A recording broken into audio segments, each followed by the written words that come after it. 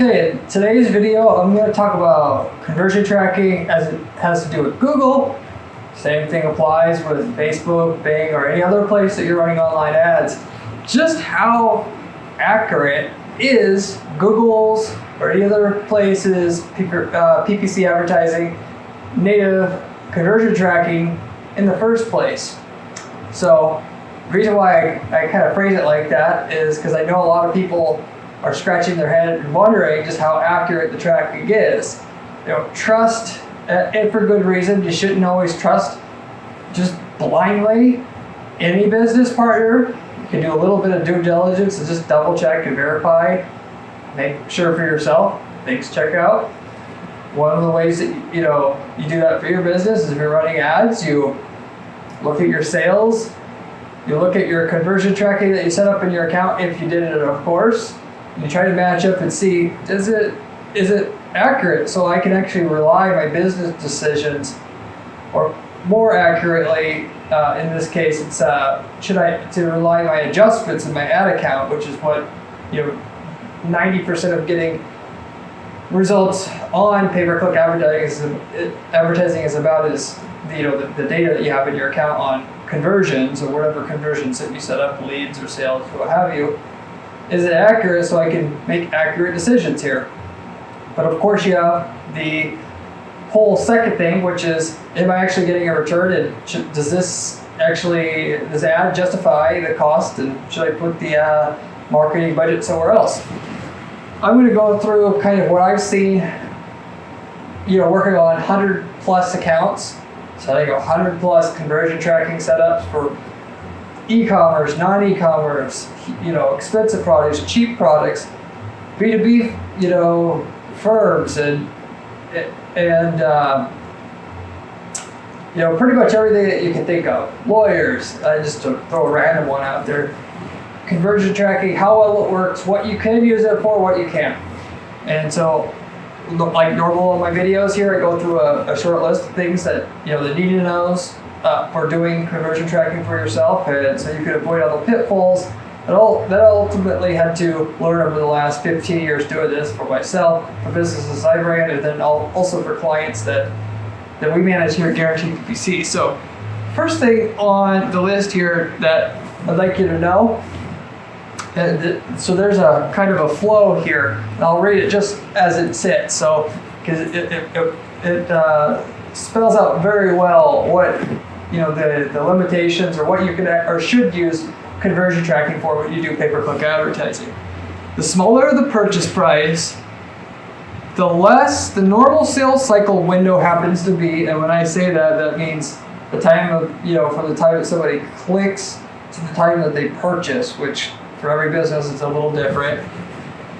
Then the more capable Google's standard conversion tracking options are.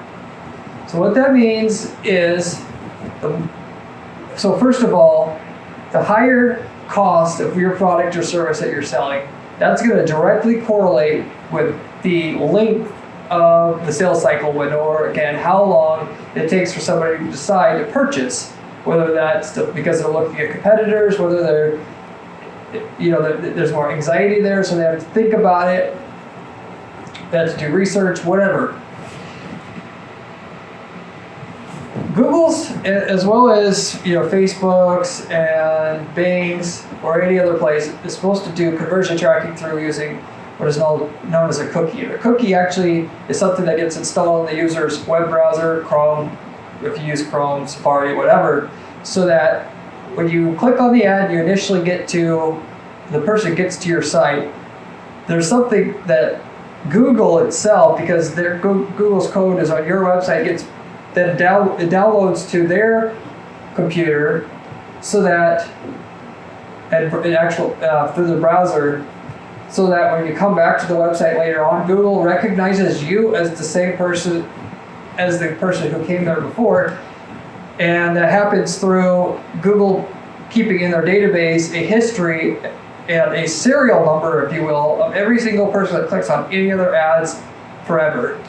And so for a period of time, this period of time can actually vary based upon what your settings are in your Google conversion tracking and your ad accounts are. It's called a conversion window.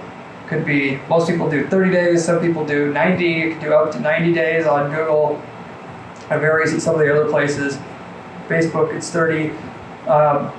So with that, the reason why I'm explaining this to you is because in theory, that people, once they click on the ad and they leave and they go do a bunch of stuff, they go do a bunch of research, they go read up on some stuff, they go and they look at all your competitors, they go ask their friends, they ask their wife, they ask their husband, whatever. Then they finally make their 0-point purchase decision that everybody has, and then they make, they go and search your brand name, and then they go through to your site and boom, they buy. That's supposed to be able to pick up what ad they initially clicked on, so what keyword they searched in terms of backing that all the way out, what time of the day they searched, so on and so forth, to be able to not only optimize your ad, but also see if it works overall. Is it worth your investment into it? So that works to a degree. So you're asking yourself, okay, well, if it doesn't work perfectly, should I use it at all? Yeah, you always can use it, and regardless of the business. You may obviously have to track different things depending on what you're doing. That's certainly the case.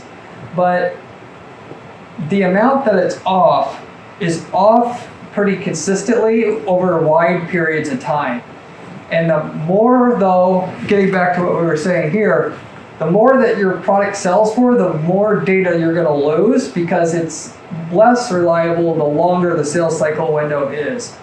And particularly because, and Google tries to, for instance, track if somebody's on a desktop, they click on your ad, they're signed into their account there, but then they go to the mobile device, which they're also signed into, the purchase there. I'm tying everything together. But I can tell you, it's not what it seems. It's pretty flawed. Just to give you an idea here, if you're still a $500 product, for instance, it's just kind of in the middle of the range, if you will, you might only be able to get 30% of your purchases. That influences on your overall sales over time. Back to the ads. And when I say influences, Google, running the ads on Google will influence your organic rankings too, so that's a part of that. But for a $500 product, you may only be able still to, it'll show in your Google Ads account, no matter how well the tracking is set up, only half of what you're actually getting, because Google can't piece together that person left and came back 2 weeks later and then purchased.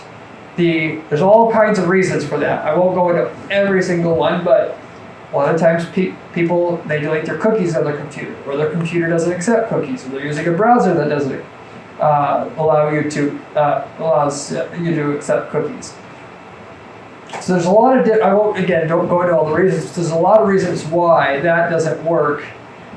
It's not the way that you would ultimately hope it to work. But what it does do is it gives you enough data, and it's underrepresented enough, or should I say it's represented enough, it gives you extremely valuable data in order to optimize your ads. What it don't do is do a very good job of telling you as to how much money you're making.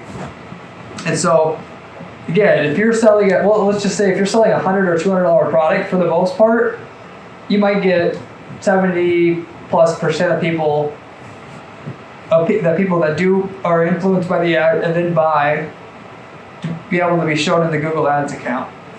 For a $500 product, it might be half. For a $1,000 product, it might be 30%. For a $5,000 product, even if you're doing offline conversion tracking, which you would have to do at that point, it would only be maybe 10%. That data is still useful. I'll explain why. So that below gives you a general foundation as to what Google conversion tracking can do and it can't do. And so, and as a side note, if you're using like Facebook and Google together, they will overlap. Facebook will take credit for something Google did, and then Google more so on that side. Google sometimes will take credit for something Facebook did. And your total conversions between Google and Facebook will be more than you're getting. So this is a side note as to some limitations about the system. And if you have a bunch of different channels, I recommend adding UTM strings to the end of each of your ads final URL or landing page URLs, so that you can use an apples to apples comparison as to what's working better for analysis on identifying which channel is working the best in your Google Analytics account, because everything's tracked exactly the same way there. There's some other software that can do it, but for the most part, Google Analytics does a good enough job. I can't recommend any other software that does it better or is worth the cost up into this point. That may change someday if somebody owns a software company who wants to show me up. I'm still open to that. I haven't seen anything in the last 5+ years or so that I've looked at it that works better than that. But going on to the second thing here on my list. So what is the conversion tracking, let's say Google, what is it good for versus what is it not good for? Okay, so first off, what is it good for? And it's actually great for this. Seeing what keywords, states, etc. your purchases are coming from, so you can precisely dial in your ads.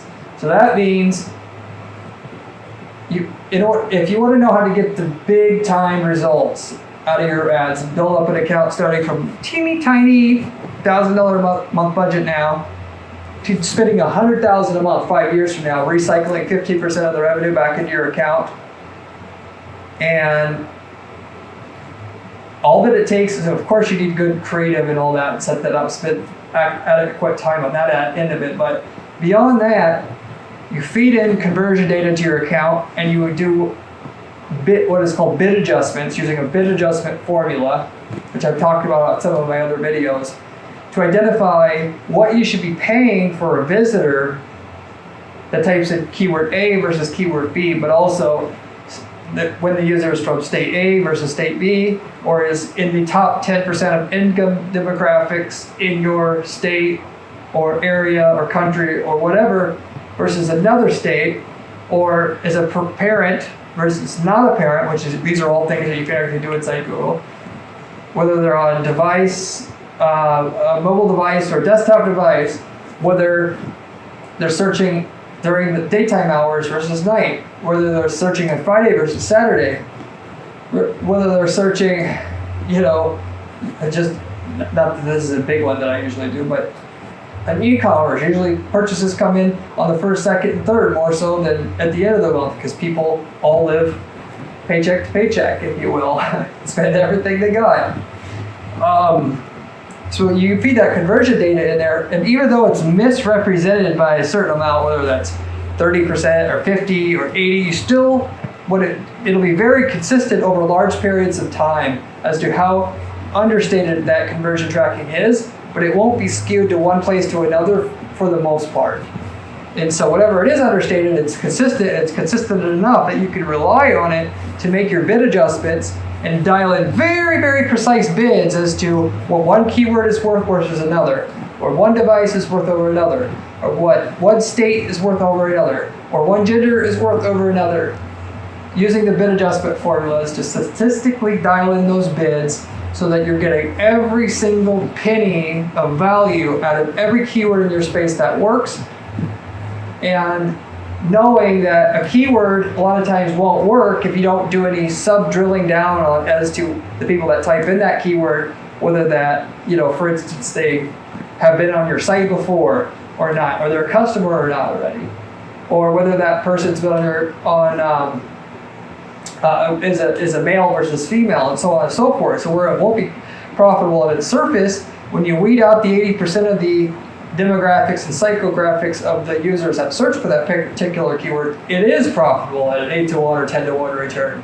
And then you can dial everything down to that, and then and so you will, in other words, you'll always get an ROI. It's just a matter of how far do you have to drill things down, and that takes data. And that data you only get that data by setting up your conversion tracking. A lot of people don't recognize that's how important that is. But anybody is selling something that's actually marketable can build up a huge account by using all your data and having creative to sell the user that's just as good at a product or service that's just as good as your competition. That'll give you such a big edge. You don't have to have millions now, but you could build up to millions. Anybody can do it. I've seen it done many, many times. I've done it many, many times with people with very small budget starting out. So that's what it's actually good for. So just know it won't be perfect, but it doesn't need to be.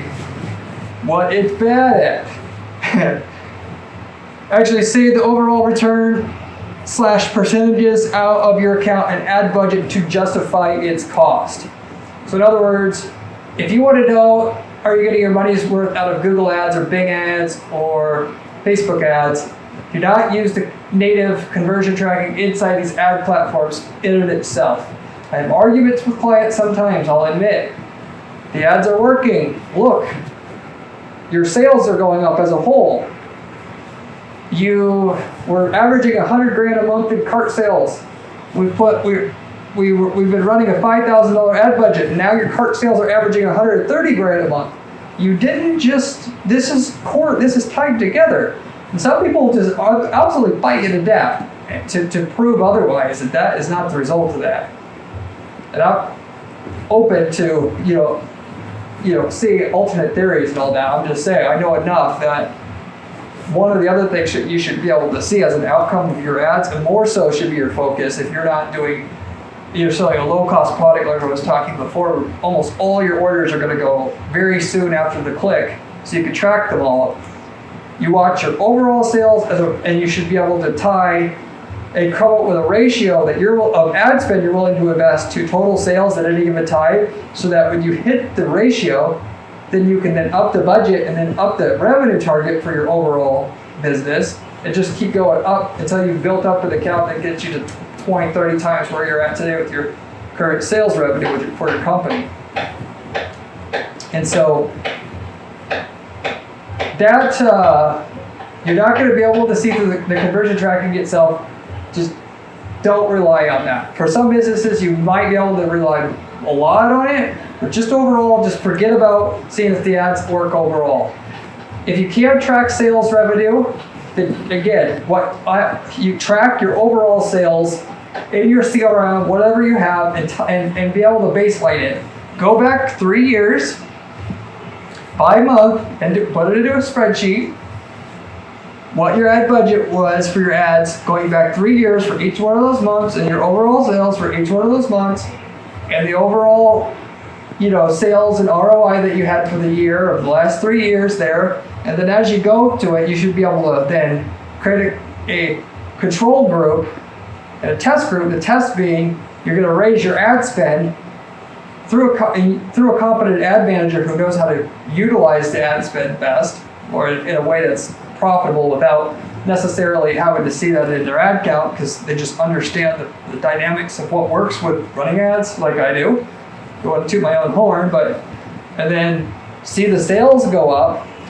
And even experienced business owners sometimes don't. Sometimes they get it. They just don't. It seems like they pretend like they don't want to get it sometimes. That sales are going to fluctuate a lot year over year in terms of what month or season you're in, more so than others.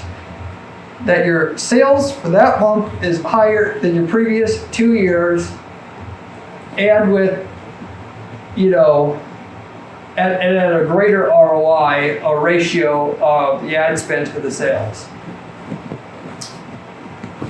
That's what you do if you sell an expensive product or service to know if it's working. You don't rely on the inherent internal conversion tracking within the system of these Google, Bing, Facebook, PPC ad programs. Okay, so hopefully I explained that well. I have a lot of other videos just like this video here on the channel. I come out with a video every day on PPC strategy to go over the strategies I learned in the last 15 years of running ads, and also for the 100+ accounts I've managed in the past. And you can go to guaranteeppc.com. There's actually step-by-step pay-per-click money-making strategies there if you'd like to consume content in that form. But you go ahead and have any questions about conversion tracking, stuff that you may not know. I've stated it all pretty much.